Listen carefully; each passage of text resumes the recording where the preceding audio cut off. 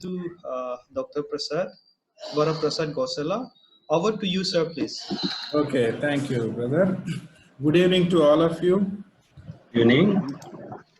Thank you, Dr. Johnson Thomas Kitty and ECC for the invitation and opportunity to moderate this session. And I take this opportunity to welcome all of you for this webinar, and in particular, Pastor Mehboob from Pakistan. Thank you. And this evening we have Dr. Mayank Longkumar is with us to give a lecture on tribal spirituality of a transformed identity in the book of Revelation. And it seems to be a very interesting topic. And let me introduce Dr. Mayank before he makes his presentation. Dr. Mayank Longkumar is from Nagaland, a native of Awo Naga community, and he is currently serving as associate professor at SIBS Bangarpet. He is also serving as academic dean in addition to his teaching responsibilities. In fact, we were together at UTC Bangalore. We were doing our doctoral studies at UTC Bangalore. And I'm delighted to reconnect with him again through this seminar. Now, without taking much time, I hand over this time to Dr. Mayank Longkumar. Over to Dr. Mayank.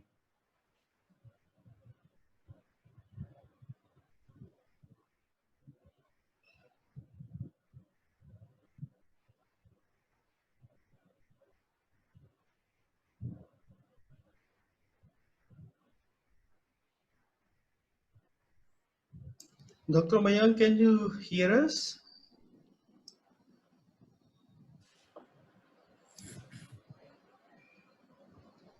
So, if you hear me, can you please log out and log in again? You appear as a guest.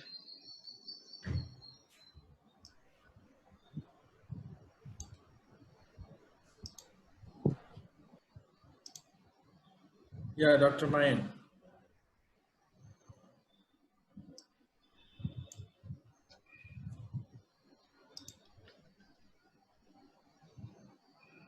Dr. Mayank, over to you. Can you hear me? So,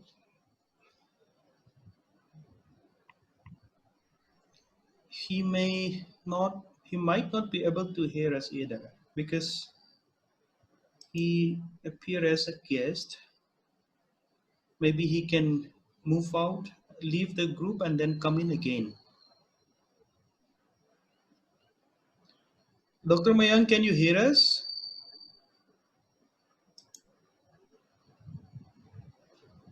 All of you can hear me. Yes. Yes.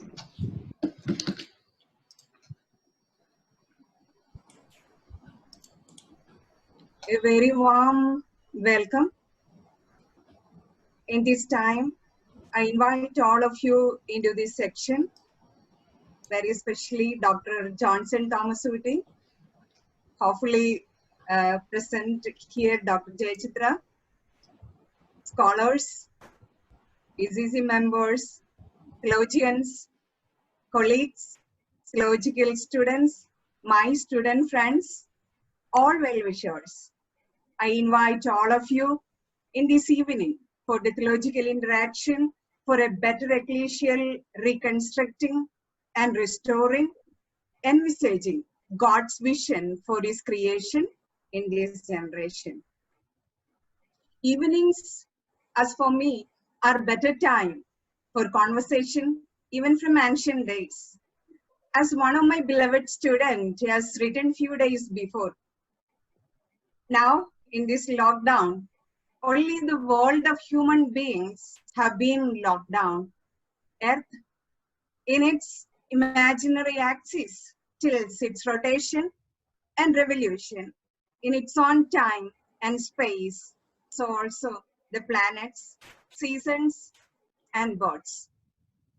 In this time of lockdown, I appreciate all the theological reflectors reflecting on, thinking on, because even in all inconvenience, they continue to recollect, present the papers, and publish their contributions.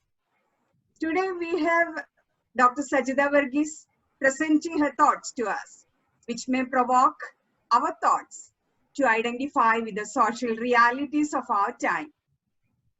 Dr. Sajida teaches New Testament in Kerala Theological Seminary, my colleague, a friend of mine. She is also the vice principal of the college. Formerly, she was teaching in Faith Theological Seminary, Manakala, and she has been writing these years, and publishing her works.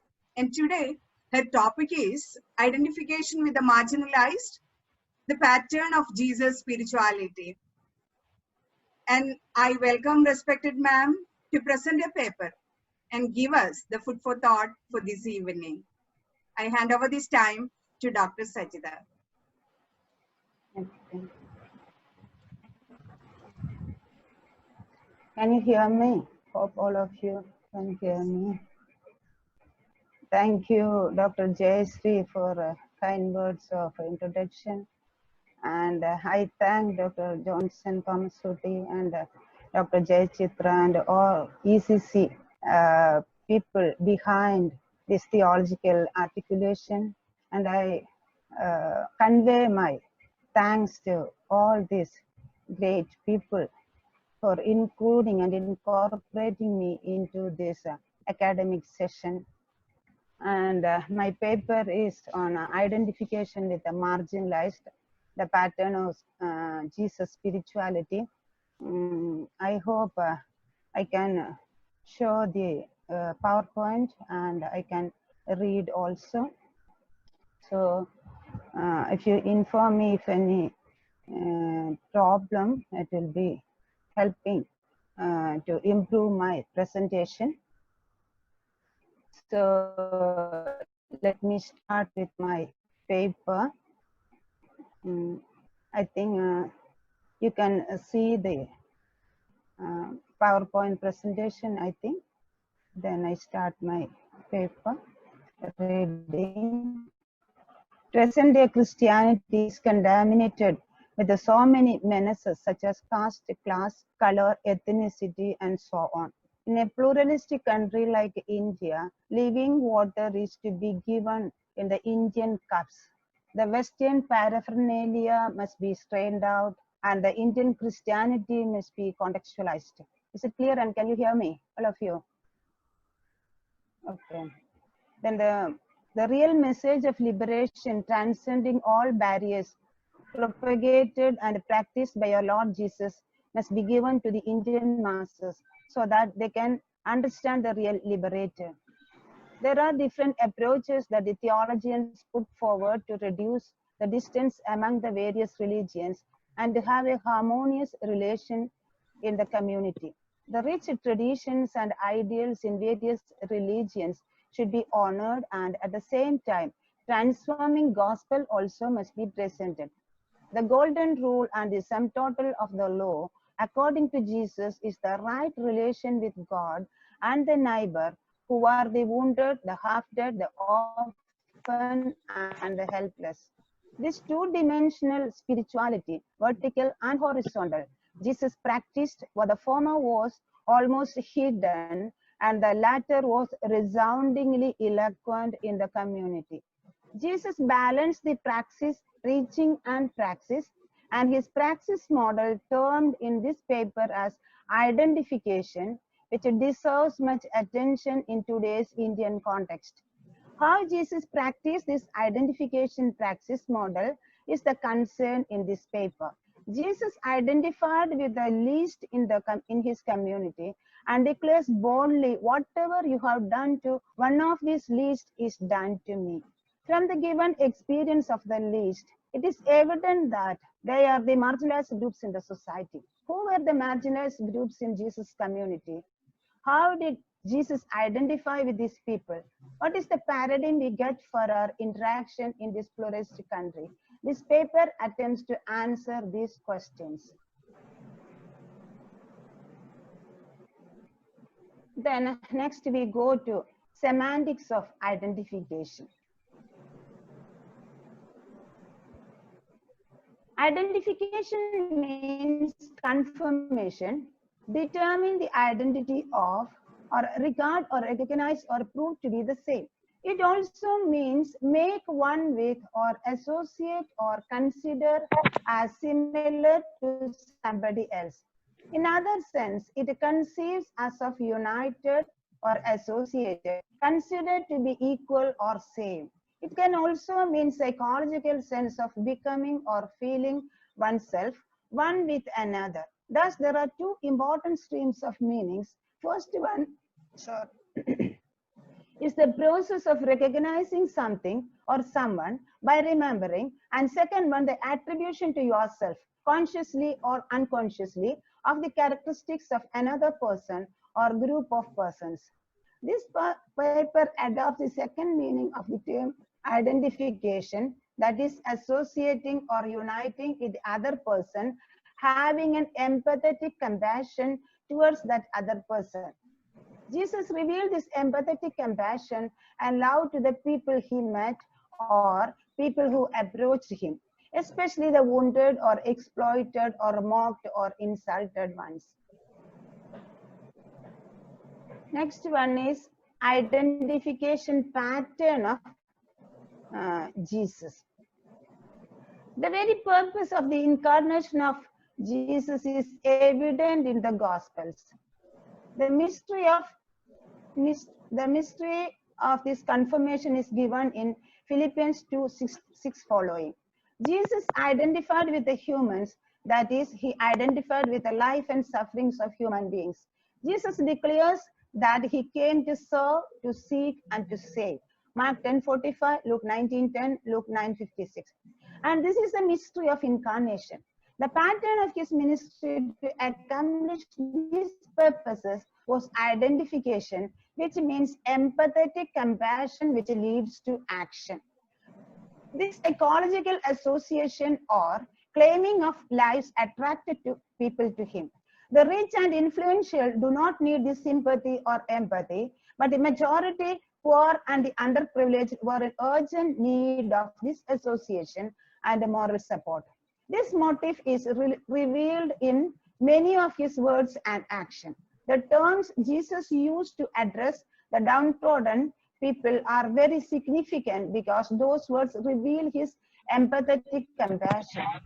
For example, Jesus calls a woman healed of hemorrhage as daughter, Zacchaeus as Abraham's son.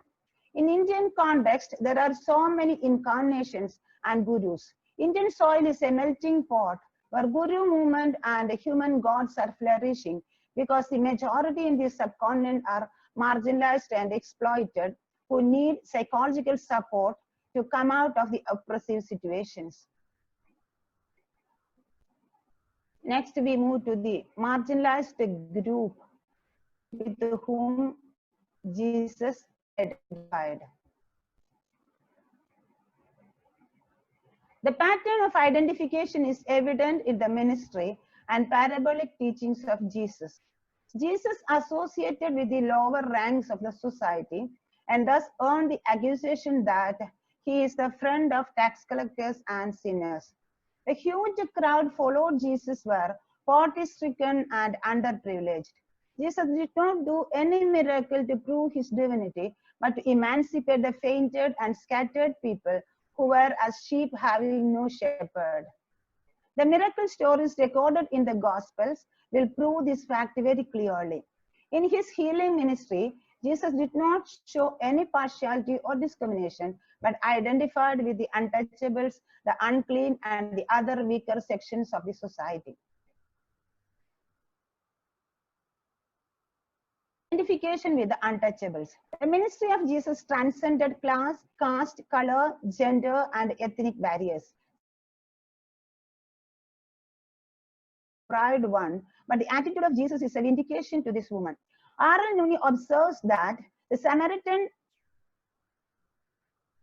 Okay.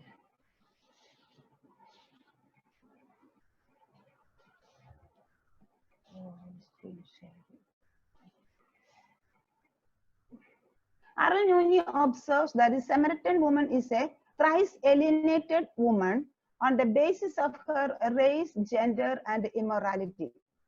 James B. Hurley also states that Jesus, the Jewish rabbi, should not have talked to her because she was a Samaritan, a woman, and an immoral.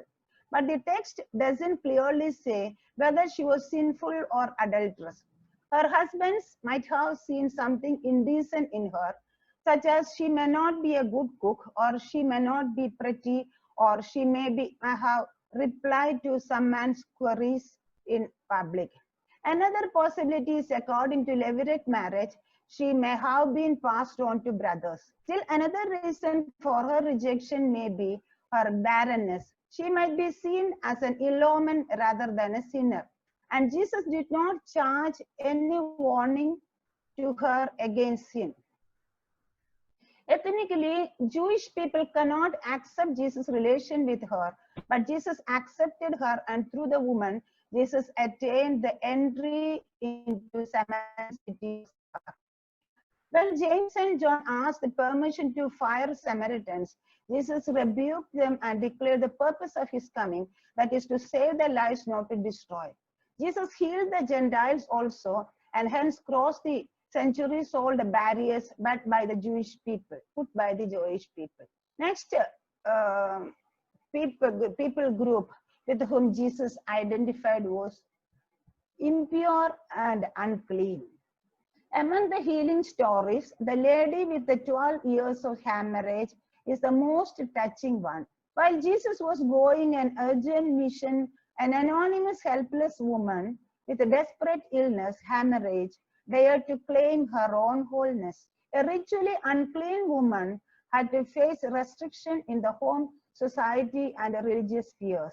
In this context, Jesus transcended religious and social boundaries and acted against his Jewish law in order to restore a woman's health. She did not pollute Jesus, but extracted therapeutic power from his body without his knowledge, will, or wish. By demanding a personal confrontation with the woman, Jesus was not seeking to shame or embarrass her, but to recognize her faith and offer her blessing. Jesus vindicated her in front of the whole crowd, and no one can no longer discriminate or find fault with her. Another impure and unclean group with whom Jesus identified was lepers. There was no cure for this contagious disease, and the lepers were treated as outcasts. But Jesus healed them, even by touching. Thus his love reached even to the unlovable and did not fear sense contact with them.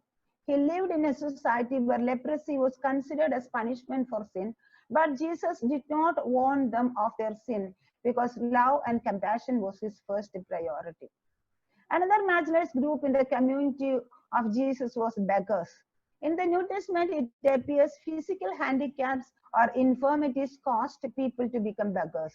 These invalidities also were considered as a punishment for sin in that community. But Jesus corrects that age-old saying and says it is not because of sin of anyone, but the divine activity may be manifested in that person. Next, people group, tax collectors and sinners. Jesus was accused as a friend of tax collectors and sinners by his opponents. These people were grouped together in the New Testament. In the Gospels, the tax collectors were viewed with disrespect and disdain. They were affluent and upper-class government officials, but Jewish people considered them as traitors and ritually impure. They were as unclean as lepers, communicating impurity to a house by entering it. They were viewed as extortionists, morally profligate, and quislings who served the oppressors of Israel and agents of Rome. But Jesus crosses boundaries, separating clean from unclean. He was not ashamed to call a tax collector to be his disciple and have table fellowship with him. He extended divine love and compassion to Zacchaeus and stayed with him. Jesus' identification gave him a radical change, and this outcast restored to the fold of God's chosen people. In the New Testament, Jewish people considered Gentiles as sinners generally because of the purity regulations of Torah. They may or may not be morally wicked. Sinner is also a technical term for members of the despised trades like as ass driver, camel driver, tailor, caser, herdsman, shopkeeper, physician, butcher, tanner, tax collector, and so on. But Jesus boldly declares, I am not come to call the righteous but sinners. And he even associated with the genuinely wicked in the eyes of general public. Gospel of Luke records a sinner woman who anointed the feet of Jesus. Simon the Pharisee is the host and the woman is affirmed as a sinner. Her action irritated the host, but Jesus clarified the judgmental attitude of the Pharisee and vindicated the action of the woman. The woman's attitude to Jesus presupposes a prior experience of forgiveness. The sanctification received from Jesus empowered her to anoint the anointed before the public. Thus, Jesus affirmed her human worth and spiritual gift, and despite her sinful life, Jesus treated her as full human having dignity. Another sinner woman is seen in John chapter 8. Jesus' human dimension and humane concern are demonstrated in the incident.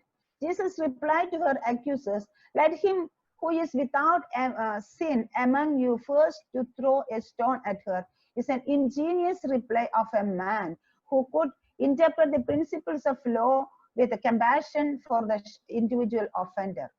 Jesus' final words to the woman was not as a judge, but as one who was deeply concerned of human need and distress.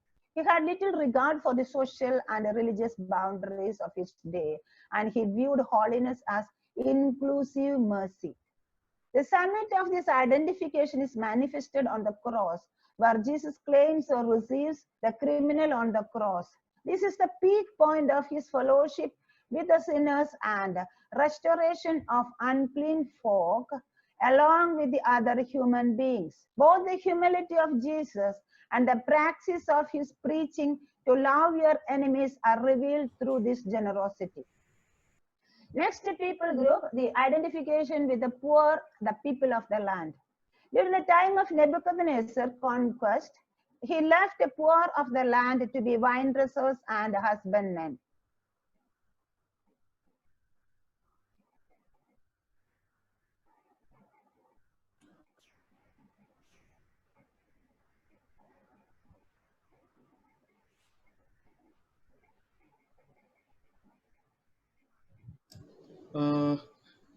Ma'am, can you please reshare your PowerPoint? Salvara Prasad had mistakenly shared his page, so it.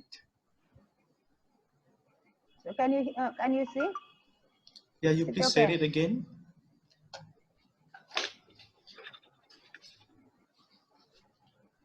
Is it okay? Can I continue?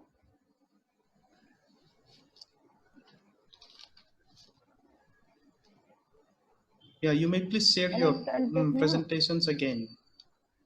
Okay. During the time of Nebuchadnezzar's conquest,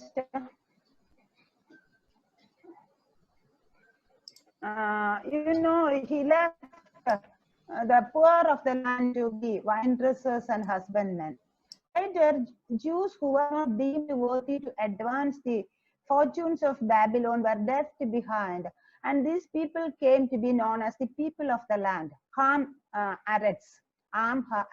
They were impoverished politically, socially, and especially economically because they did not get the exposure to the developed Babylonian culture.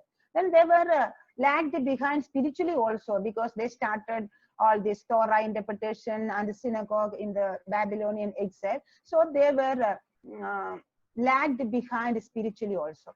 These peasants were continually subject to corpse defilement, were often ritually impure, and often were financially unable to tithe or pay temple tax. Their proximity to the soil may have rendered the finer points of Sabbath observance and ritual purity impractical for many of them. They were appeared to be non-conformists, and from Pharisaic perspective, they were untouchables and the fathers of impurity. refer John 7:49. And hence cut off from the kingdom of God. But Jesus offers kingdom to the poor then and the little ones. Jesus' attitude was a reversal to the contemporary practice. He did not follow official protocol of Jerusalem temple and the priesthood. This reversal order is also manifested in appreciating the poor widow who put a meager amount of money in the temple treasury than the rich and powerful contributors. Luke 21:3. Next group with whom Jesus identified with was children. Another instance of Jesus' identification is his acceptance of children. Children are symbolized by low and marginalized social status and the least powerful existence. But Jesus makes them the model of humility. They are the most dependent of society, with the adult males who are the most powerful. But Jesus confers a new value while they had no value of their own sake. The child's humility is the pattern of the Christian dealings to his fellow men, and the child's dependence and trust are the pattern of the Christian's attitude towards God the Father. Next group is Jesus identified with the mourning. So these mourning people, they are not financially underprivileged and socially they may not be underprivileged, but in their special circumstance of mourning, they became very much humbled and humiliated. So next, the people with the mourning.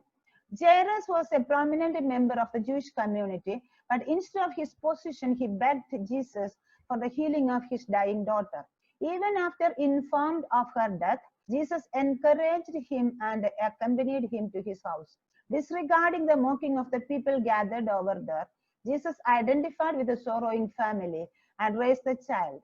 Mary and Martha had undergone severe mental agony because of their only brother's death, but Jesus identified with them, wept with them, and shared their pain. When Jesus saw the helplessness and pathetic condition of the widow of Nain, he understood the depth of her grief and raised her son. Jesus is moved by the sorrows and suffering of the people, and he is not keeping distance but directly involving into that situation, making available himself for the grief-stricken people, unites or associates with them, and shares their pain. In all these real life situations, the attitude of Jesus is revealed, identifying with the weary and the heavy laden. He accepted their sufferings as his own and helped them to get rid of their pain. This is expected of the contextualized version of Indian Christianity also. Religionless Jesus and a churchless Christianity are needed in this present context. The suffering masses are expecting a guru or incarnation who will take away their burden, isolation, and insult. Now we move to the concept of identification in the teaching of parables. So the next slide.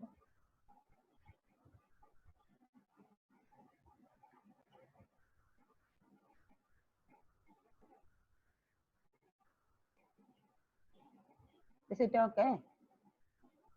Shall I continue?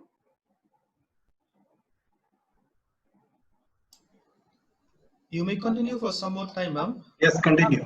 Yeah. Parables were the methods of Jesus' teaching, and through these short stories or metaphors or similes, universal truths and ever-relevant messages were conveyed.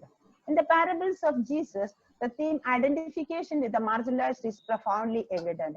Jesus' empathetic compassion and a preferential option towards the underprivileged and the lost ones is revealed in the lost sheep, the prodigal son, the dives and Lazarus, and so on. The famous metaphor, salt of the earth and the light of the world, in the Sermon on the Mount, the constitution of the kingdom of God, illustrate the effective Christian life of identification in a dark and rotten society.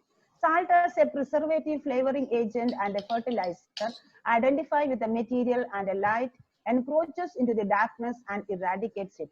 When he taught to love one's enemies and pray for those who hate us, identification even extends to the adversaries. In Good Samaritan parable, Jesus is answering the question, who is my neighbor? After explaining the sum total of the commandments, the need to identify with the wounded and helpless is emphasized here. Having a good relation with God and humans are two sides of same coin and a closely knit phenomenon. The parable of sheep and goat is the pinnacle of these articulations, where Jesus is the judge who rewards the righteous and the wicked. The criteria behind the verdict is what they have done to the least ones, because Jesus considers what is done to the least is done to him. Through this parable, Jesus manifests the supreme model of identification. Here, a question arises that who are the least? The experience of the least is given there. That is why, that is, they are hungry, thirsty, naked, sick, and imprisoned. Warren Carter says the least is an intensive form of the little ones, which refers to the vulnerable and the marginal disciples. In some manuscripts, little one and the least are used interchangeably. It can be concluded that the least may be a group among the little ones, and the superlative may indicate the intensity of their suffering. In the Indian context also, a majority of the population are the least, who were exploited, insulted, and oppressed. The Dalits, Adivasis, tribals, migrant workers, women, children of these weaker sections, especially girl children, are hunted, tortured, and manipulated.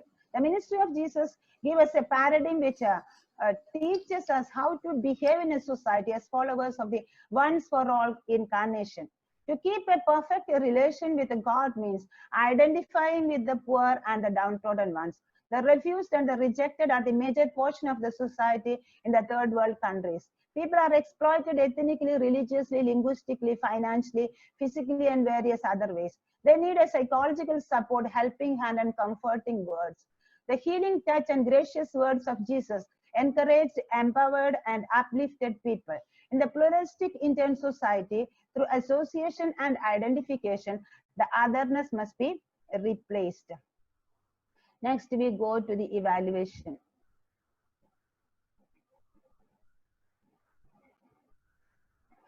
Jesus evaluation. Jesus revealed what is real spirituality. The true spirituality means right relation with God and the neighbor. Jesus defines the term neighbor and explains its scope. It is not supporting the powerful and eulogizing the wealthy, but uplifting and liberating the needy and the trampled.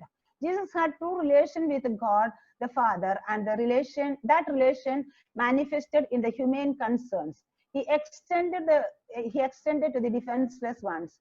Jesus' pattern of ministry was identifying with the people through healing touch and comforting words. He always supported the poor and the needy, transcending all social, physical, financial, and ethnic barriers. This identification, that is empathetic compassion that leads to action, must be the paradigm for the contextualized Christianity, because only through this mode we can introduce religionless, independent, once for all incarnation Jesus and churchless Christianity. Nowadays, the vertical dimension of Christian spirituality is revealed through gorgeous church buildings, rituals, procession, and various other activities. But the horizontal dimension is often weak and silent. As the light of the world, followers of Jesus cannot be hidden, but have to actively participate in the society and eradicate the clutches of dark forces. The majority exploited Indian masses are in need of a saving guru or incarnation who will give them a psychological support and empathetic compassion that leads to action. Through this identification, healthy relations can be built and it will promote a communal harmony.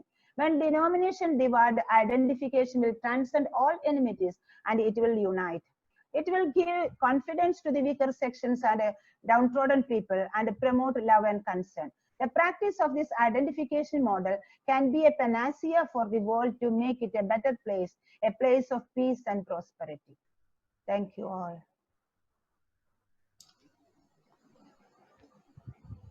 Thank you so much, ma'am.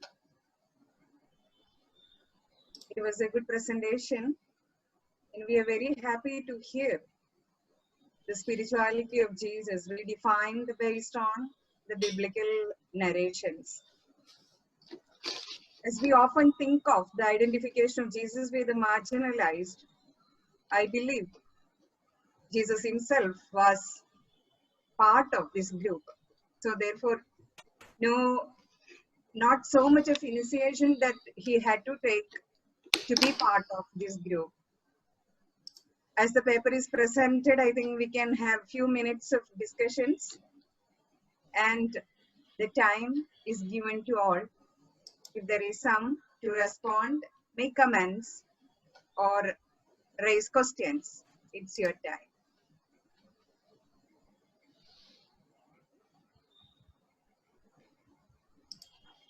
Deva, please.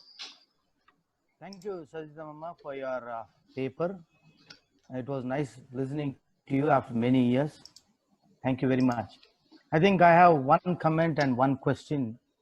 The first one was, we all know that the Gospels are written in different contexts and in different systems. I think your paper was placed in a very general concept. So I thought it would have been good that if you would have focused on one particular gospel so that you could have had much to say and it would have been good. I think while you generalize, I think we cannot completely do justice to picking all the parables from all the Gospels. That was my comment. My second thing is my question. You said emphatic compassion as the spirituality of Jesus. And you dealt with so many different kinds of people, like unclean women, lepers, beggars, and all those things. I was wondering why you missed out exorcism. And again, when we see all these things, like impure and unclean, I think Jesus was acting against the purity system of Judaism. Jesus was not just showing an emphatic compassion towards the people, but he was also acting against the purity system of Judaism, which called them as unclean and impure. I think seeing only emphatic compassion as spirituality of Jesus, for me, would be a one-sided spirituality, but not the complete one. So how do you respond to that? Thank you.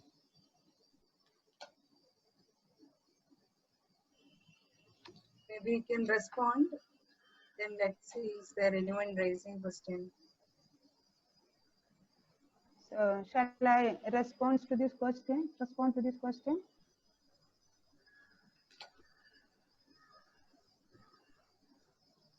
Is there any other question, or shall I respond?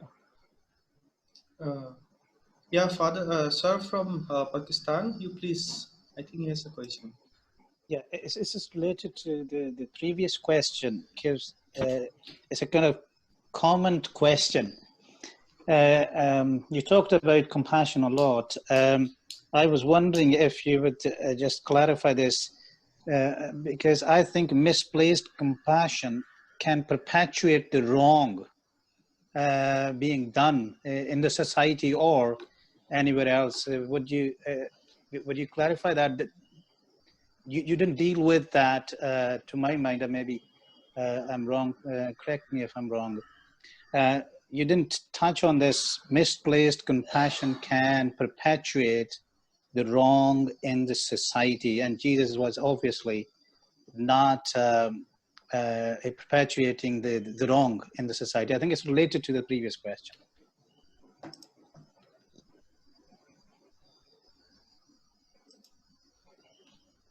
Father Kulas?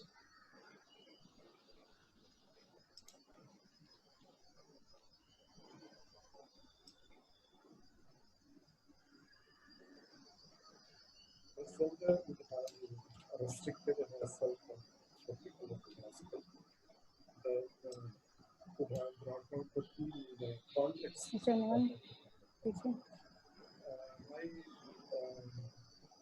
I was wondering, while you were narrating Jesus' identification, 6 groups. Is there anyone speaking? I cannot hear you. Yeah, Father Kulas is speaking. Father, can you please check your connection once? It's not clear. Or speak a little bit louder. Yes. Hello. It's we can hear now. Okay, I begin. I agree with what the first with the first intervention. Deva said it was more generalizing paper. She would have restricted herself to a particular gospel, then to have brought out the historical or context of that particular gospel. I was just wondering while she was narrating Jesus' identification, she brought out 6 types of people: untouchable, unclean. Okay. I was just wondering, being a woman, why the presenter has left out Jesus' identification with a woman.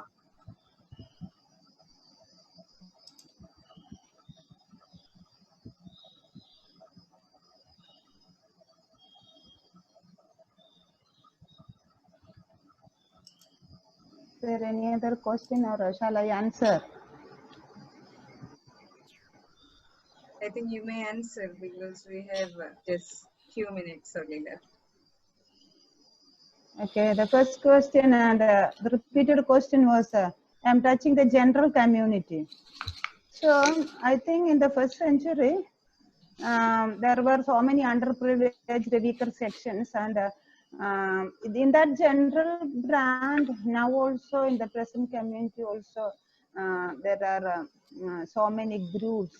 So in today's context, there may be Dalits, Adivasis, or migrant workers. That may be the weaker section. In Jesus' community, there were lepers, beggars, and these tax collectors, sinners, or Samaritans were the weaker sections. And so this it's a broad subject that how we will define the underprivileged. That is a problem, because some people may be, for example, Zacchaeus, he was a very rich person, but socially he was underprivileged. Some are financially underprivileged. So I want to project only the general pattern of the spirituality of Jesus, or the working pattern of Jesus, or Jesus' behavior towards the present community. That I want to project, and I was taking some characters representationally. So I cannot touch all characters, all group within 35-40 minutes. So that is a problem. Then there are another communities also. If you search, you will see so many other communities also within that but representationally I took to project the attitude of Jesus was more important to me. Then the misplaced compassion. So I think Jesus was showing compassion to all the people without discriminating, without discerning. He was not asking from where you are coming, what is your situation, what caused you to this problem. So are you a Canaanite, or are you a Gentile, are you a Samaritan? He was not asking any question, and he was not asking all the healed persons to follow me also. To very few people only he was asking to follow me. So Jesus' behavior, or Jesus' attitude, or Jesus' pattern of ministry was showing concern, showing compassion to every people, whoever he approaches, or to whom he, whoever he needed his help. He was helping without any discrimination. Then another concern was Jesus and women. So Jesus didn't show any discrimination to women, and women are touched here and there. But now in this paper, my thesis are all women concerns and women issues. But in this paper, I am mainly taking the general marginalized communities, including coming under the group of the least. That is why I am not doing especially women underprivileged groups, but a general underprivileged group today I am taking. That is why I didn't take especially women. Then the paper scope is also limited, and I cannot include all the issues in this paper.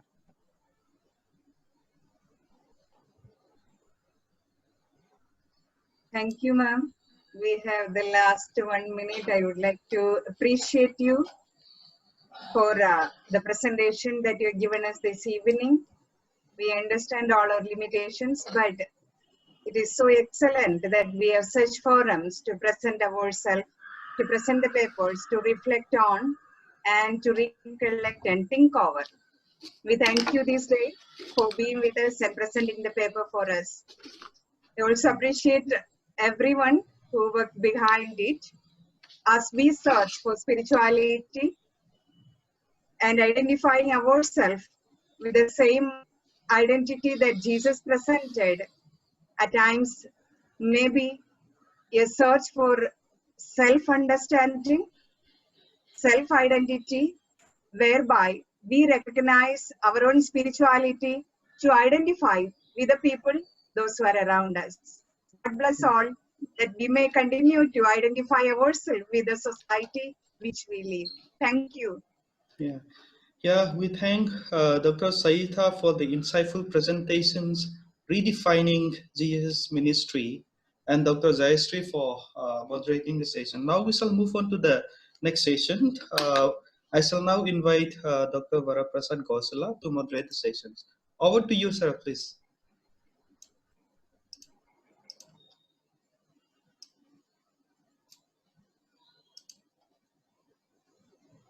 Dr. Varaprasad, can you hear me? Yeah, can you? Yes, yes. Yeah, please go ahead. Good evening, all.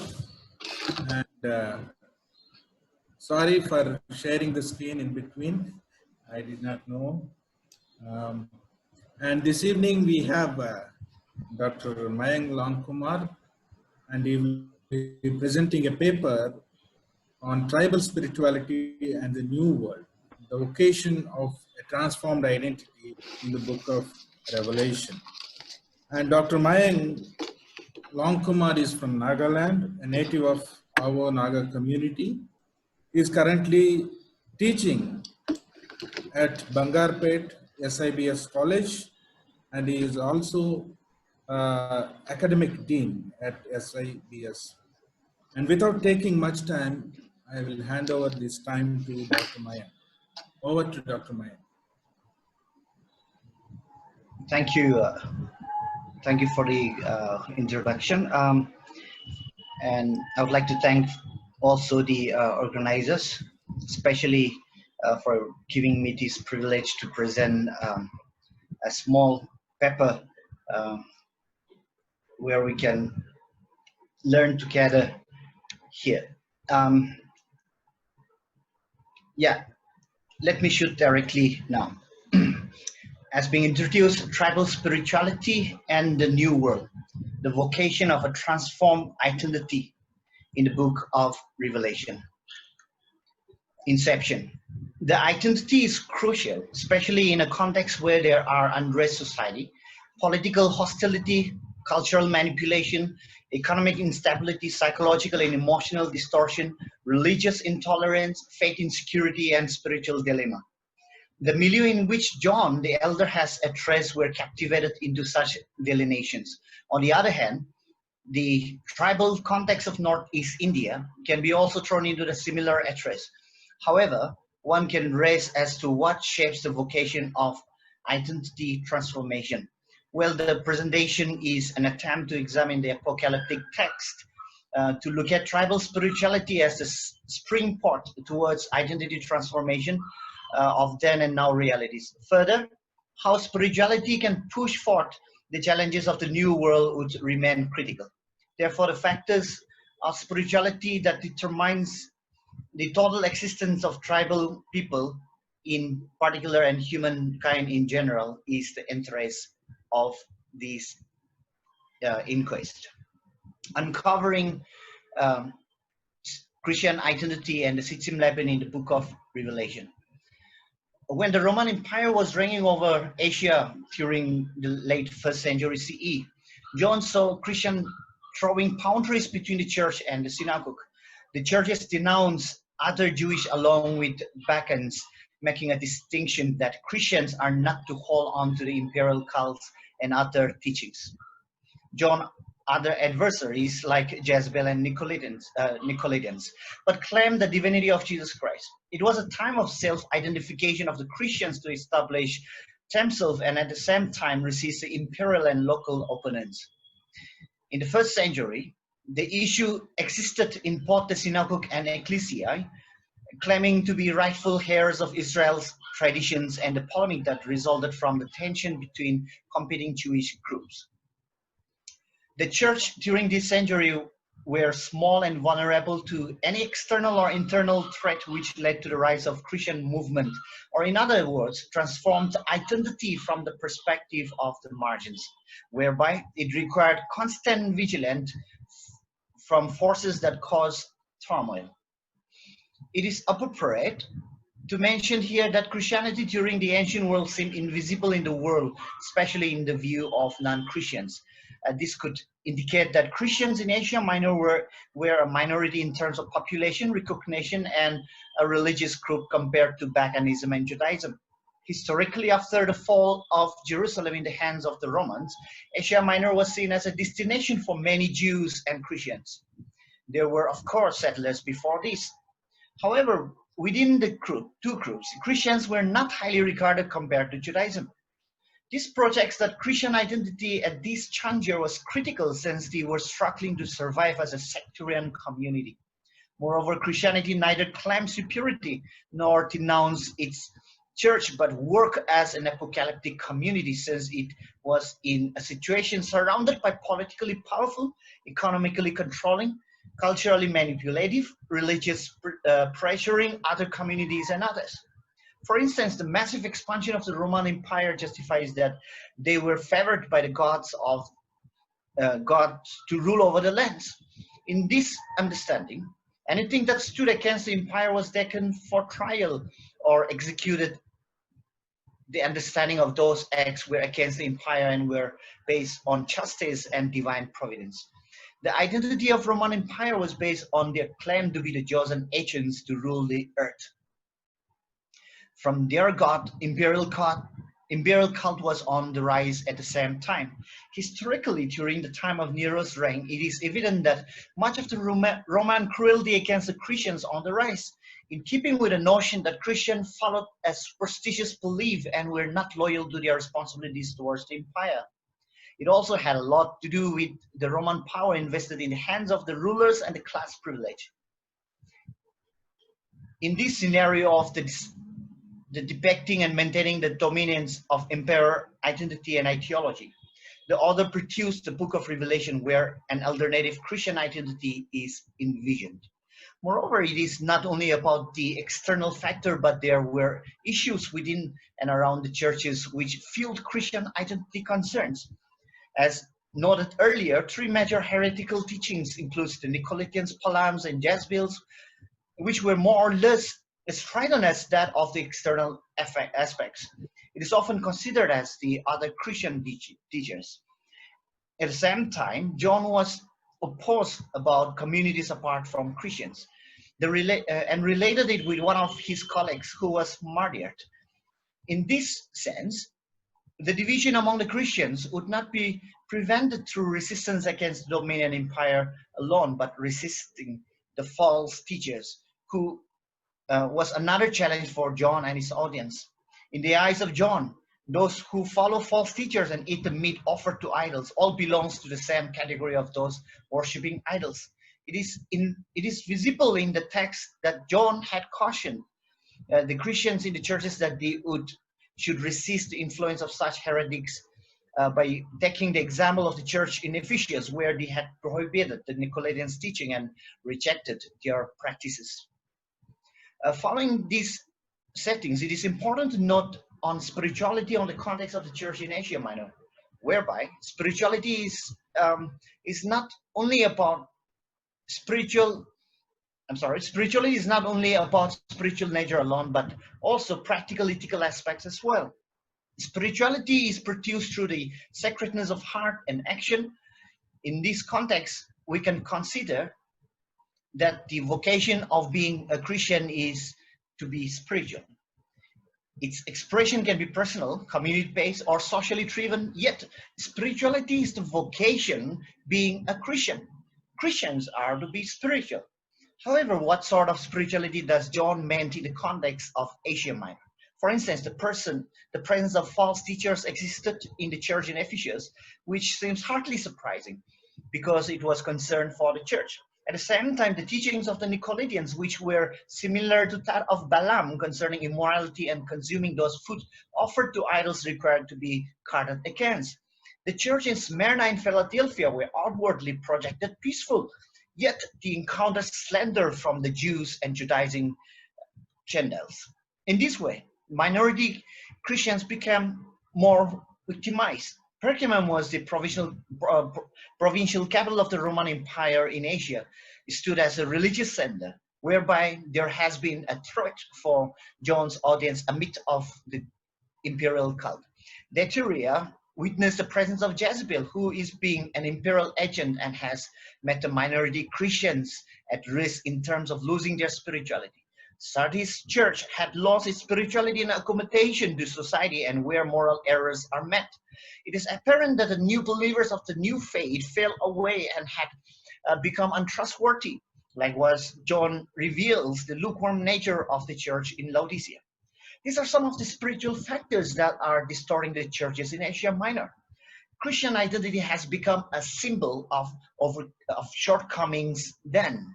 Therefore, John provides an alternative hope, that is, to transform their identity and through the Lamb of God. And this can take place when the spirituality is taken seriously, because the Creator can be the God, and those who transform their identity in Christ will be the children. Tribal spirituality then and now. The existence of very tribal society is regulated by its ancestral traditions and practices, including their belief system in spirits, gods, and supernatural powers that manifest through their oral lore. Tribal people, according to Sangram Basmaturi, are communitarian, equalitarian, contentment, truthfulness, honest, sincerity, simplicity, generosity, hospitality, sociability, joviality, and merrymaking. Peaceful, independent, careful, bravery, less talk, and hard work are some of the unique cultures and life. In all these natures, they give full credit to the Supreme Being as all source giver, and whereby human existence continues to seek towards transforming identity. Besides, the tribals are persuaded by the notion that human beings are just created beings and are existing to achieve the task bestowed upon them by God. As a result, spirituality has become a means to live life as a tribal being. Well, spirituality for tribals would mean one's way of living in a relationship with God, humans, and nature, because when one or the other is deprived, then the experiences of aspiration, ambitions, and the existence becomes irrelevant. The spiritual foundation for tribal people is therefore the awareness of being one with God, human nature. Further, spirituality is a key from God on how a tribal being can live and on this earth daily with one's words, thoughts, and actions. On the other hand, spirituality cannot be separated from the socio-political, religious, cultural life, but it has to be associated with divinity through human desires and activities. As a result, the tribals relate to your festivals, tradition, cultures, their thoughts, ceremonies, offerings, rituals, and others to God with sacredness and in reverence for the well-being of the community. Moreover, the spirituality of tribal people is holistic. It is understood from our social to political, cultural to economic, and psychological to religious aspects of life. Those natures that edify the community are considered to be their spirituality. In other words, everything existence is sacred, especially those that involves divinity and spirit form of life in the action-oriented living. Ancient tribal religion was holistic, and they were deeply rooted in maintaining its essence. Wati Longchar expresses that the tribals do not make a distinction between heavenly and earthly, sacred and secular, spiritual or physical, because it makes the whole aspect of a person to be religious. This can be understood from the thought patterns of being a tribal, that every experience and awareness perceived in his or her mind represents the reality with the presence of Supreme Being. Hence, the concept of spirituality is similar to the holistic nature of tribal religious cultural factor of how they have perceived and inducted into their lives. While nailing into the Northeast context, it is the British Raj that has encountered with the tribal communities like Mizos and Nagas dating back to 1824 and 1832 respectively, apart from others. There have been resistance from the tribal communities towards foreign encroachment in their ethnic lands, and thus an era of colonial subjugation took place. Later on, another form of domination came from the Christian missionary agencies in the region, and there have been innumerable changes as a result of the advent of Christianity amid tribal communities or primal religion that was existing. However, Joseph S. Strong observes, as far as of which the whole system of life has been changed in the process of development due to diffusion, accumulation, adoption, assimilation of the Western ideology and beliefs. Now, the psyche and the lifestyle of the tribal people have been influenced severely, where several primal religious activities were made to be abundant to impress Christianity. Even the Bible was to be understood and communicated through the Western lens rather than a tribal lens. Despite such experiences during colonial domination, there were sparks of identity transformation taking place in socio-political aspects of life. For instance, the practice of head hunting was abundant and embraced the gospel of Christ towards soul hunting and Christian moral living. Such shifts were a result of dominant agents' presence in the tribal land. Nevertheless, the then new world took place with a new identity as tribal Christians. Yet another new world post this earthly life is at hand. Now, we are all stuck with the existing COVID-19 as a pandemic wave that has completely shattered the normal life of our existence. The usual normal has come to stand still. Much of the spiritual life of people is not confined to the holy and pure places as of now, since religious places are locked. But it is been realized that indeed our bedrooms, kitchen, garden, streets for migrants, and so on have become a transforming place or a worshiping place, especially during this lockdown. The weakness of all normal has come to light and could pass away, and the new normal life is coming into reality. This consciousness itself is the beginning of transforming identity, leading into yet another new world. In fact, the world was not ready for this and does not know how to come out yet. But our crucial aspect that has been recognized is the spirituality of self. This possibility could have been recognized for many. It has connected much clearer and closer to the Creator, loved ones, and the nature rather than being dependent on things around. The gaps that emerge while trying to live an upright person or trying to be ethical and morally right, and so on, are all part of transforming identity today. What then the post-pandemic world would serve when it comes to tribal spirituality and Christian identity at large? Well, locating spaces for transformed identity through spirituality becomes the order of life for the new world indeed. The new world in Revelation and tribal context. John M. Corn observes the end should in some way correspond to the beginning, what the Creator willed and planned at the time of His creation of the world will reach its fulfillment in the last days when He will redeem His universe. And this provides an apocalyptic hope, but with tensions concerning how and when such events will occur. The social unrest, religious manipulation, political domination, cultural distortion, misleading psyches, and misused economy are the concerns for both the context of Asia Minor and the tribals. Since the Christian communities automatically becomes the victims of all, envisioning and working towards a new world becomes a necessity. Consequently, it will not adhere to the discussion to the otherworldliness when we talk about the new world, but will emphasize the social, religious, cultural realities of the book of Revelation and the tribal context today. Perhaps the new world is a new beginning now, yet with God's same purpose to unite with humans who have transformed their identity, restoring the relationship with human nature, indeed become renewed spirituality. Therefore, a brief overview of the new world in both the settings need to be highlighted. Asia Minor context. Around the closing chapters of Isaiah, chapter 65, verse 17, alludes to the creation of the new heavens and the new earth. The description of the new heaven and the new earth are full of eternal blessedness for God's people is in line with Isaiah's vision. Moreover, in this new order, there is no longer sea. For Jews, the sea symbolizes separation and turbulence in Revelation 13:1. Also, the sea represents memory of nations who experience hostility for being God's people through imperial politics and ideologies. For John clearly says that that no such experiences will occur in the new creation. Later, John also mentions that there is no temple. The temple has been the primary focus for the Israelites as the site of the holy. It preserved holiness and purity. Parrot Gardner stresses Yahweh himself dwelled there, and there were his Gabut and Shem.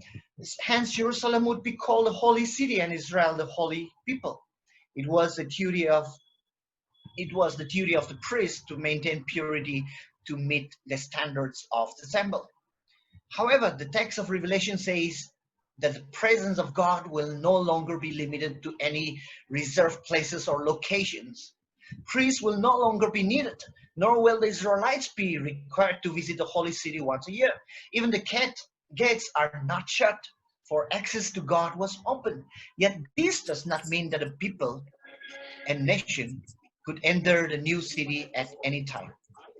That's the promised vision begins to unfold in the book of Revelation, where New Jerusalem would be the renewed earth that comes down from the heaven, a new order. Humanity will live in harmony with creation and creators. Further, it is important to consider the New Jerusalem in the light of the body of Christ, which the text was meant for the 7 churches and the communities who were under threat. In this context, Asia Minor, individual believers were the community members who constituted the church, which is the body of Christ. The body of Christ could be understood as the member of the church. The concept of the body of Christ is considered from a metaphorical aspect. Moreover, the term body is related to socio-political or cosmic entity. So in terms of the New Jerusalem in Revelation, it means those who represent the believers and members of the church at large who need to remain faithful. The readers of Revelation were undergoing various conflicts and struggles in their lives. Thus, it is appropriate to mention that New Jerusalem appears in the form of symbolic world rather than the literal Jerusalem. As such, the church and the body of Christ work towards the attainment of the new world as envisioned. Tribal context. In any given setting, people attempt to transform their situation into a more flourishing existence. This is true to the tribal context. The tribal, since ancient times, instituted certain changes in location, culture, tradition, belief system through thought patterns, and so on. In the process of establishing a setting in this permanent location, some communities underwent migration or change of location according to the needs of their for survival. From the tribal religious perspective, there also exists a realm of the spirit world, which is a symbolic world of hope. From the political view, the tribal provides security to the community and administered according to the norms of the land.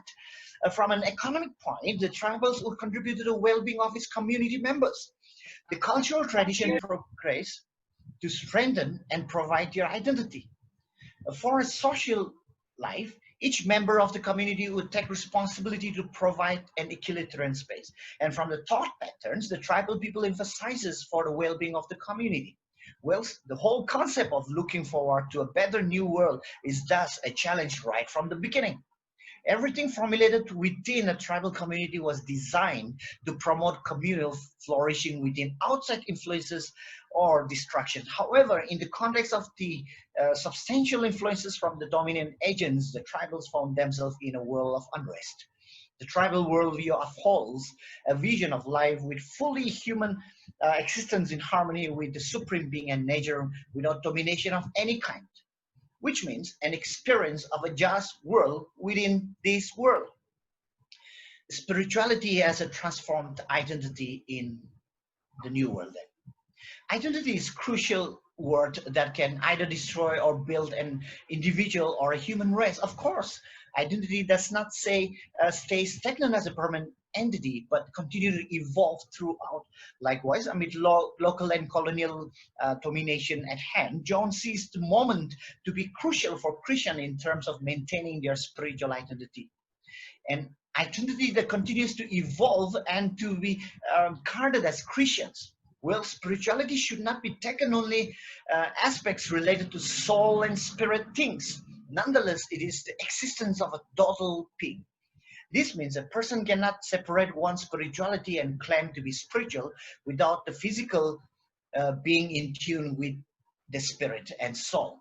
As such, the transformation of the Christian identity is inaccurate to those who reestablishes the relationship with God, who is spiritual, without which Christian vocation and witness would seem to accomplish outwardly. Consequently, the Christian transformed identity is as spirituality is pondered through the lens of vocation towards God's excellence and human nature relevance.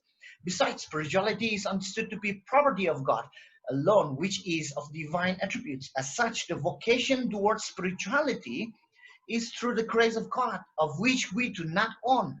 God's spirituality is within our reach, and God is prepared to provide us to effect in us to which we are all being called for. And this is what John would also mean when he encouraged his audience in the 7 churches in Asia Minor to maintain spirituality. Just as the traditional tribal spirituality describes that it is the way of living with utmost sacredness and entity, ethnically inclined for the well-being of the community and in reverence to the supreme being and nature around. Therefore, it should be the springboard towards transformed identity in this new world that is the new normal. And this spirituality is not only in words, but as mentioned, it ought to be a way of life. The opposing nature against moral ethics and faith becomes an entity of destruction over Christian identity. Transform needs to be realistic rather than deception. Further, spirituality is also grounded in worship and adoration of God, and this may not demand the need to be in structured church building or some certain places, because the tribal believes in cosmic oneness where humans are already a part of it. Nonetheless, worship and adoration begins with one's heart and repentance towards the God of all creation. For instance, the spirituality emphasizes a shift from self-centeredness to community-centeredness, where one could share more rather than having more. In other words, the community is behind an individual's existence. Indeed, one can argue that Revelation is a geopolitical text because it is filled with allegiance. Of course, in another dimension, it could be mentioned as a text leading towards a politics of spirituality, since spirituality itself is a vocation, wherein the understanding of vocation is in this new world would remain challenged, keeping in mind the present reality of COVID-19 as a dominion agent that left the world in chaos. Again, this spirituality has been practiced by the tribal people, and that of John, that John has instructed to his audience, become the new transformed identity or way of life in reality. Moreover, the stability of the people in any society, in given society, is divided due to the ideological differences. More or less, dominant controlling the sovereignness remains of everyday challenge. It was a matter of preserving Roman identity with power and glory then. Christians were struggling to maintain their identity, but refusing the emperor's demand of loyalty and worship of Roman cults. Maintaining a Christian identity certainly became the threat to the Romans. The minority Christians, who out of their reverence and commitment to their God had put into action their resistance, and this which the author of Revelation maintains. And this was the beginning of a new world, and this was a spirituality of which John envisioned, and it is also the same features which the tribal communities oppose. Postscript. The Roman world was filled with the multiple provisions for the inhabitants to explore, express, attach, and experience life in various ways, though with multiple ends. During such a setting, John emerged as a whistleblower to instruct about spirituality as Christian identity. The audience of the 7 churches in Asia Minor and Christianity in general are being provided with an apocalyptic hope of the new world as a result of the dominant power and local opponents that hindered the vocation reality of the Creator. Similarly, the tribals in Northeast India were also under the shadow of the colonial influences, which required a new world of their own. Consequently, tribal spirituality, which is considered as a gift from the Supreme Being, and is achieved as a way of living in sacredness and moral ethics among the tribal, becomes the springboard towards transformed identity in times of chaotic settings. Spirituality, which cannot be separated from human existence, thereby becomes crucial in understanding the new world in the book of Revelation and the context today. Besides, when a person transforms one's identity following the vocation of being spiritual being, then the deepest relations between God, human nature can take place, leading to the well-being of humankind. Therefore, the vocation of a transformed identity as a Christian spirituality could become a new normal in the inception of the new world post-pandemic wave. Thank you.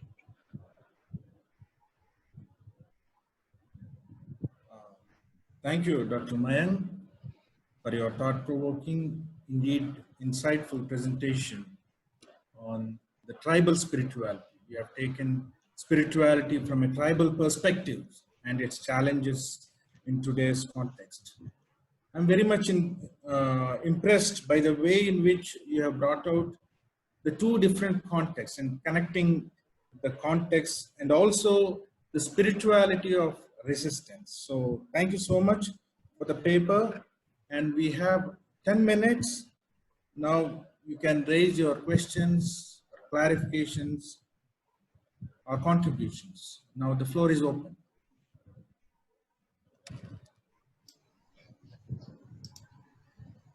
Yeah, Andrew Devan. Thank you, Dr. Lamkumar, for that wonderful presentation of the Book of Revelation. You just went back to the Asia Minor and the context of the Book of Revelation, and broadly spoke about the background of the entire text. The question here today I want to pose, I mean, maybe you can think about it. I'm not downplaying your argument, but here is John, the apocalyptic writer, centralizing his power through the dimension of New Jerusalem. And so you're saying that your argument is that the book of Revelation actually enhances tribal identity. That's what your talk is all about. But I want to look at it in a different way, looking at the text. You also told about tribal indigenous practices that tribal people have. Now, how relevant is the New Jerusalem concept for the tribal people? Because John is vehemently telling them that there is no indigenous practices allowed in the New Jerusalem. If you look at Revelation chapter 22, verse 15, that's what he's going to say. There are no sorcerers, no idolaters, no indigenous practices. So that's my question here, is John dissolving tribal identity, or is he enhancing tribal identity? You know why I'm talking to you, because there's a broad spectrum of people here, because we are catering to a very big tribal section in our country. How are we going to respond with the book of Revelation? Because the New Jerusalem is erasing tribal identity. One. Second, John is writing to the urban context right now. Asia Minor, predominantly urbanization, Romanization and urbanization. And here is John dissolving identities and moving into an urban context, from tribal to urban context. That's what I'm trying to relate for you this time. So that is also an erasure of identity, you know. So this is the struggle that we are having, is that how do we maintain our identity, but rapid urbanization that is happening all around the world, the empire, you know. So that is another important thing. And so these are the questions that we need to negotiate in the book of Revelation. I hope you can draw and also shed light upon this, as I'm, struggling with these questions with John.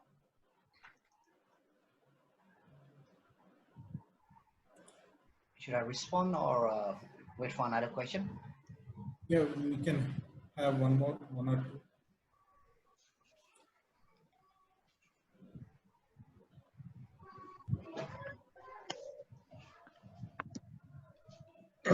Dr. Sagu. Yeah, thank you, Dr. Nihal, for the paper. My question is with regard to a little bit hermeneutics. That is the question of a tribal in the Revelation and the present context, whether it is same. The tribal in either 7 churches or 12 tribes of Israel, and what Andrew has raised also, I agree with him, whether the text gives room for the current understanding of a tribe, let's say northeastern tribes versus rest of India world. And because the tribal, either 7 churches or 12 tribes, it is from a monotheistic point of view versus the polytheistic. Whereas the tribal, the definition that maybe the Indian point of view is a different, animistic and so on. So whether it is reading into our ideas into the text or looking at the text and then interpret, that is a big question, whether it is doing justice to the text is my question.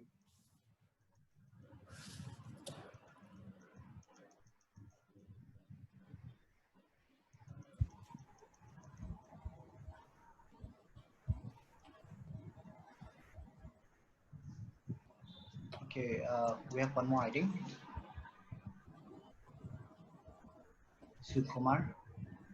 Yeah, Sukumar. Yes. Thank you so much, Dr. Mayank Longkumar. I really enjoyed your presentation. It is fantastic, and I learned a lot from your presentation. My question related with the tribal spirituality. When it comes to northeastern states, the definition of tribal spirituality differs from one tribe to other tribe. There are problems of homogenizing, generalizing all tribals under one umbrella. There is a pluralistic and interdisciplinary dimensions when we examine different tribes and their histories. So I'm curious to know how tribal spirituality differs from one tribe to other tribe.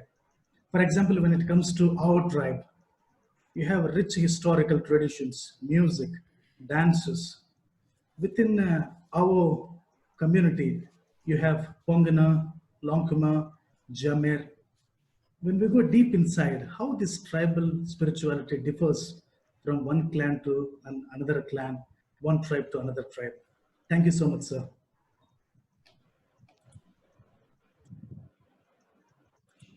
Should I respond? Okay, Dr. Longkumar, you can respond. Yeah, thank you very much. First, I would like to respond to Brother Andrew. I think a very deep question, very critical question, and I think I really appreciate for this very question. In fact, I may not be able to respond to the thirst that you have from the perspective that you're looking from, but me as a tribal from a Northeast point of view, how me as a tribal by blood, how I look into the text, that will be the first aspect. So when raising the concerns about New Jerusalem, in the presentation, I've also mentioned that we will not be talking about the otherworldliness, which means the life after death.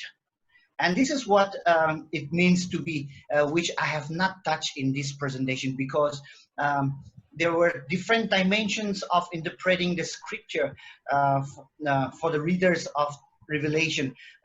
One from the socio-political and all those aspects, the contextual textual reading, one from the spiritual aspect, and which is more or less like the imaginary hope of existence of the heaven and so on and so forth. So I'm not going into that aspect of interpretation, but somewhere in the paper presentation I've also mentioned that New Jerusalem is more of a symbolic, we should understand more of a symbolic interpretation rather than literal interpretation, which means symbolic can be drawn from various perspectives, but looking from a tribal point of view, definitely it will be looking forward where all these the practices, the traditions, and so on and so forth of the reality's existence, when we move out beyond this and leave this world, definitely in the other world, this New Jerusalem, which is considered to be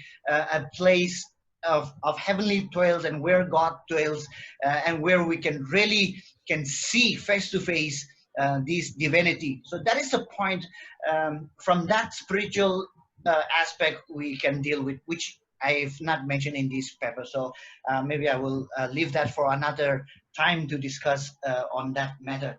However, one second. So, I mean, yes. so you're saying New Jerusalem is another world? It's not a reality that John is talking about right now? No, that's what. If we read from a tribal life after death perspective, then this New Jerusalem is going to be a new world, which is going to be life after death. That is one aspect.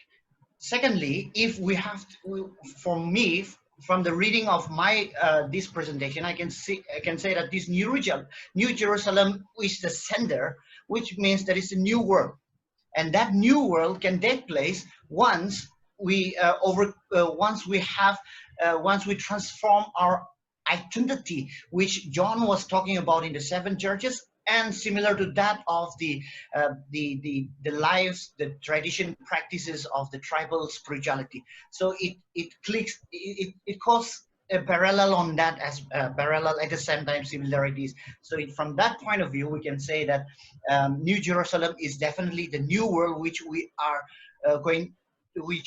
experiencing post primal religion. That means after Christianity came, we went into a new world. That is, accepting Christianity was a new world for us. So also now the COVID-19, post this pandemic, definitely it's going to be a new world, which have already been inaugurated. So also when it comes to New Jerusalem in that format, literally, then it can be classified according to what perspective we are looking into. So that is one dimension that I can give. And when we talk about the text in Revelation, many a times we read the scripture from the Western lens, and then we ignore to read from my tribal point of view. For example, we don't read from a tribal point of view. So the point is, we need to discover the essence of the biblical knowledge, the message within the text, which means whatever the message is being provided in the text, there should be relevance to our context, to our culture, to our practices, to our belief system. And that's the point what I'm talking about when we say that definitely the 7 churches in Asia Minor were also tribal people. It doesn't mean tribal. I'm not saying that tribal in sense like the backward and all that terminology that we're talking about, because when we talk about that, it will go to another chapter. But the point is, if we look into that point of view, definitely then they are also migrated from different places and they settle there in urban cities, and then they also have the similar nature that the tribals does. And that is where I try to connect to say that the message that is drawn for John, it's similar to what the tribals require and what is there in our context. And as such, today we don't call it in terminology only, we call it as tribals, indigenous, and so on and so forth. But the point is, we call it as Naga, Mizos, Garos, and Achik, and so forth. That is more closer to our identity rather than the tribal. But this is in an umbrella term that we are talking about, which I want to relate it with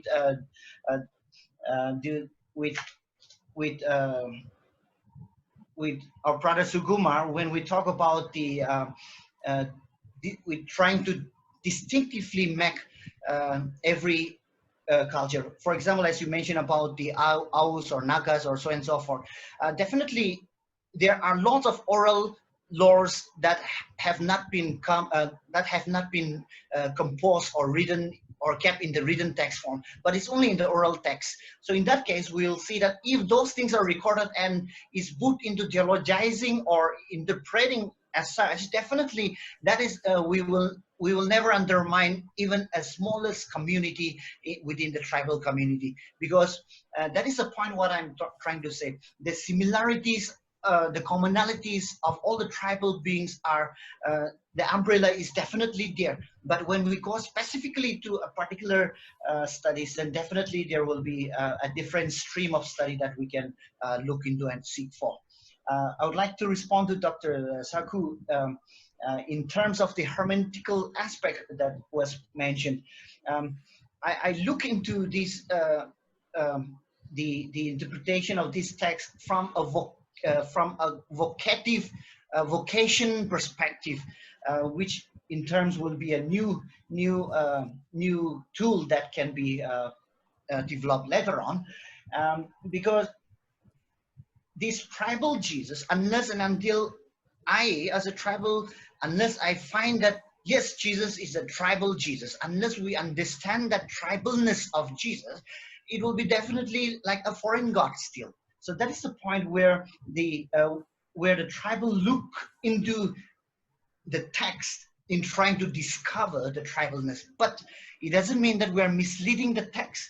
The point is, we are looking into the original text and trying to connect with the tribal community, and that is where we try to bring out the essence of the text, the beauty of the reading between the lines, the beauty of the text is brought up, and that is where we discover that the tribal that definitely the 7 churches in Asia Minor were tribal people, and we talk about Jesus, and that we're talking about is a tribal Jesus.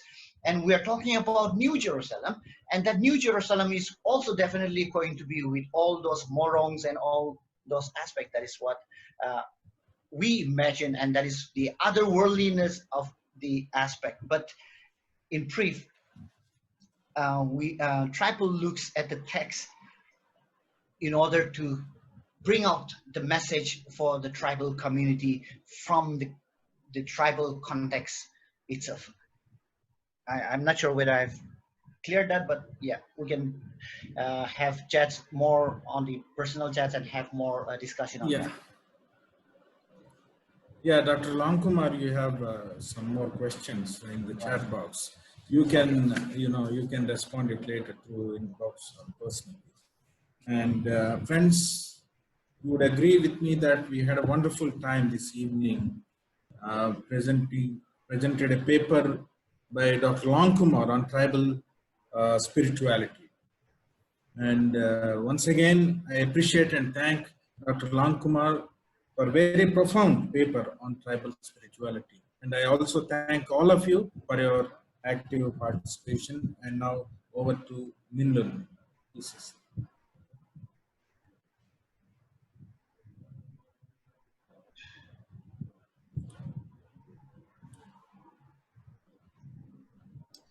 Okay, can you hear me now? Sure. Yes. Yeah, thank you for your active participations, and we would like to congratulate and thank the presenters and moderators for this evening. And before we end, I would like to make some announcement that this tomorrow we have another presentations, another talks. This is not in line with the normal talks that we are going